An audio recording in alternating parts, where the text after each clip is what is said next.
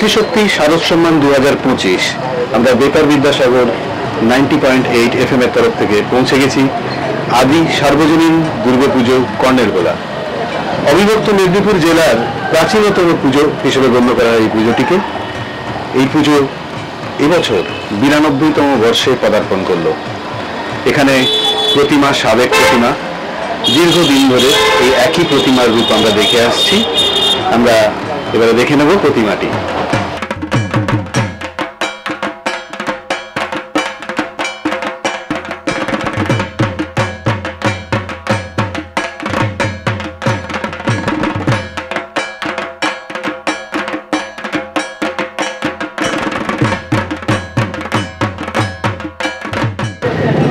এই আদি সার্বজনীন দুর্গোৎসব সমিতির যিনি সম্পাদক, তার সঙ্গে আমরা কথা বলে দেব।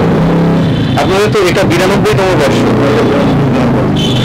এই প্রতিমার রূপ একই রকম ভাবে রয়েছে, 92 বছর ধরে একই রয়েছে। 1934 সালে যা শুরু হয়েছিল 2025 সালে একই আছে। এই মূর্তির একটা বৈশিষ্ট্য হচ্ছে কেন মাটির গয়না, কারণ 1931, 32, 33 সালে 3জন ম্যাজিস্ট্রেট খুন হওয়ার পর এই শহরে সান্ধ্য আইন জারি হয়েছিল, কংগ্রেস নিষিদ্ধ হয়েছিল, সিভিক লাইফ বলে কিছু ছিল না। এই শহরে মানুষকে পুলিশের দ্বারা নিয়ন্ত্রিত করার জন্য 1800 অতিরিক্ত পাঠান সেনা পুলিশ মিলিটারির বাইরেও এই শহরে আমদানি করা হয়েছিল এবং তার খরচ বাবদ তৎকালীন দিনে 68,000 টাকা সরকার মেদিনীপুর মানুষের উপর চাপিয়ে দিয়েছিল। সারা শহরটা জেলখানা হয়ে গিয়েছিল। যুবকরা বাড়ির বাইরে বেরোতে পারত না, যাদের বয়স 65-র বেশি তারা হলুদ কার্ড নিয়ে বেরোতে পারত নির্দিষ্ট সময়ের জন্য। সারা শহরের এই যে একটা জেলখানার মতো অবস্থা, এর হাত থেকে মুক্তি পাওয়ার জন্য এলাকার বিপ্লবী যুবকরা ঠিক করেছিলেন 1934 সালে যে একটা দুর্গা পূজা করলে সেইখানে বহু মানুষ সমবেত হবে এবং বিপ্লবীরাও নিজেদের মধ্যে ঐক্যবদ্ধ হবে। কিন্তু আজকের দিনে যে আইন 1934 সালে সেই একই আইন ছিল, কোনো কিছু করতে গেলে ল্যান্ড ওনারের নো অবজেকশন চাই। পুলিশের ভয়ে এই এলাকার কোনো মানুষ তার জায়গা দিতে এগিয়ে আসেনি। এখানে আমরা যে দাঁড়িয়ে আছি আমাদের মুখোমুখি হচ্ছে ব্রাহ্ম সমাজ মন্দির ছিল।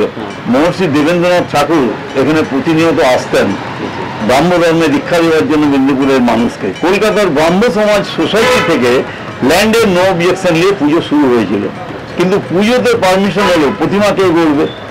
তখন যুবরাজ দেবেন্দ্রলাল খান ওয়াজ সাচ এ পার্সোনালিটি যিনি ইকুয়ালি ওয়েল অ্যাকসেপ্টেড ছিলেন নেতাজি সুভাষচন্দ্র বসু এবং গান্ধীজি।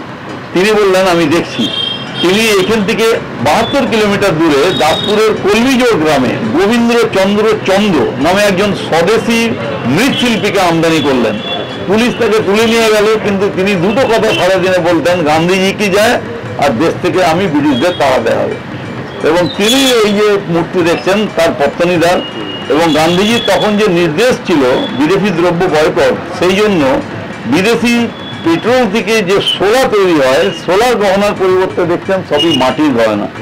এবং বিদেশি সুতো থেকে যে কাপড় তৈরি হয় তার পরিবর্তে যে বস্ত্র সেটাও মাটির। এটা একটা প্রতিবাদ ব্রিটিশ ইম্পেরিয়ালিজমের এগেনস্টে গান্ধীজির নির্দেশিত পথে। সেই ধারাবাহিকতা এখনো চলে আসছে। এই বছর আপনারা জানেন জাতীয়তাবাদ এবং জাতীয়তাবোধ এর জনক হচ্ছেন ঋষি রাজনারায়ণ বোস। 1851 থেকে 1866 17ই এপ্রিল পর্যন্ত মেদিনীপুরে উনি ছিলেন কলিয়েট স্কুলের প্রধান শিক্ষক হিসেবে। ওনার 200তম জন্মবর্ষ এটা চলছে।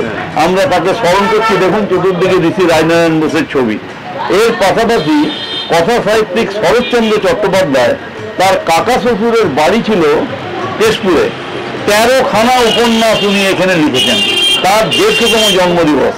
এবং এর পাশাপাশি আরেকজন মনীষী দেশবন্ধু চিত্তরঞ্জন দাস, তার 100তম মৃত্যুবার্ষিকী চলছে। এবং 75 বছর আগে অশোক চক্রকে জাতীয় প্রতীকের স্বীকৃতি তৎকালীন পণ্ডিত জওহরলাল নেহরুর নেতৃত্বে প্রধানমন্ত্রীর নেতৃত্বে ক্যাবিনেট দিয়েছিল।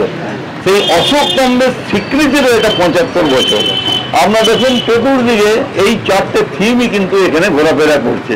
আমরা তাদেরকে স্মরণ করব, তাদের যে ঐতিহ্য সেটাকে আমরা এই প্রজন্মের মানুষের কাছে তুলে ধরার চেষ্টা আমরা করব এবং এই কাজে সকলের সহযোগিতা আমরা আন্তরিকভাবে পাচ্ছি।